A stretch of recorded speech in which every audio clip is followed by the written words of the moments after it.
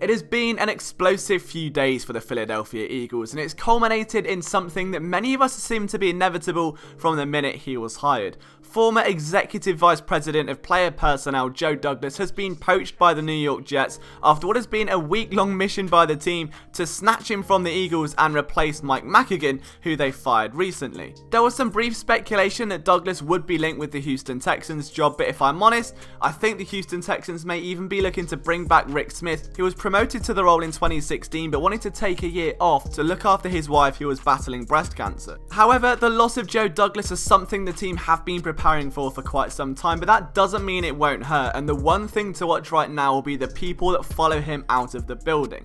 The first one I would point to will be Andy Weidel, someone that worked with Joe Douglas in the talent evaluation sector during his time in Baltimore and followed him to Philadelphia shortly before earning a promotion as well. The two helped shape the Eagles draft board, and when Howie Roseman was asked about the impact that Joe Douglas had on this team, his response spoke volumes. Part of bringing him in here is trying to change what we've done and trying to get better, Howie Roseman said just after the draft process 2 years ago.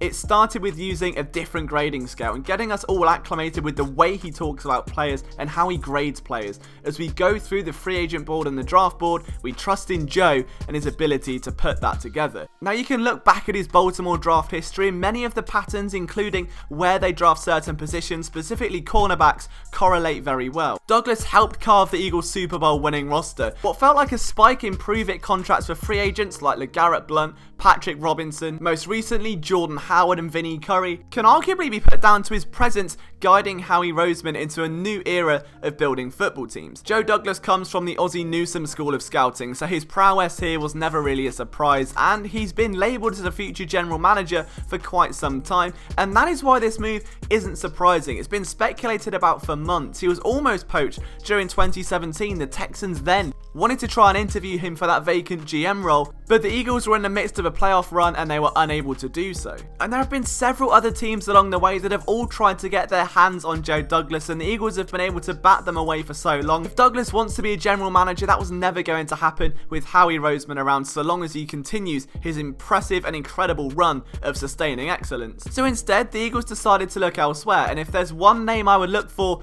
someone who could come in and maybe replace Joe Douglas, it would be Andrew Berry. Most recently, Berry spent 3 years with the Cleveland Browns and was hired by the team in 2016 at age 29, which is very young for a vice president of player personnel. During that time, the Browns obviously experienced the lowest of lows amidst some recently exceptional highs, and much of that is to do with the dramatic roster turnaround that the former Harvard cornerback oversaw. Andrew Berry joined the Eagles in February of this year as the Vice President of Football Operations, the role beneath Joe Douglas, so who's to say he won't get that natural promotion, that natural step up the ladder and begin working alongside Howie Roseman. Former Browns GM Sashi Brown had some glowing words about Andrew Berry, saying that Andrew understands what it takes to build a winning team and the individual traits that are essential in looking at each player that make up that team. Andrew's strategic, relentless approach to improving his craft and this team will positively impact our short and long-term opportunities, and I think we can all agree he did a great job. Whether it's a drafting of Baker Mayfield or a draft class that 1 year before left fans purring just as much,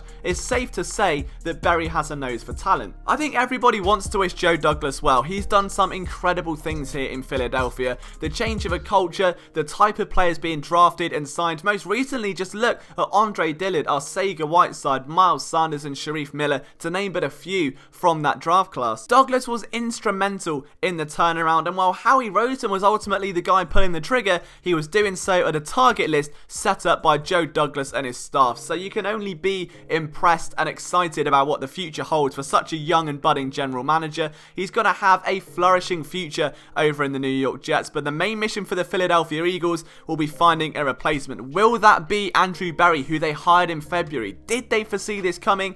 Maybe, but there will be other candidates as well. Of course, Brian Cain was just today fired by the Houston Texans, so who knows, that could be another name to keep an eye on. But let me know what you think down in the comments, guys. There'll be plenty of content over the weekend, including some more in-depth stuff, and if you're not already viewing phillysportsnetwork.com, that's where I'm grinding most of my time, with articles being pumped out left, right and centre, analysing everything the team do. So from myself, Liam Jenkins, you can follow me at Liam Jenkins PSN. I'll see you next time.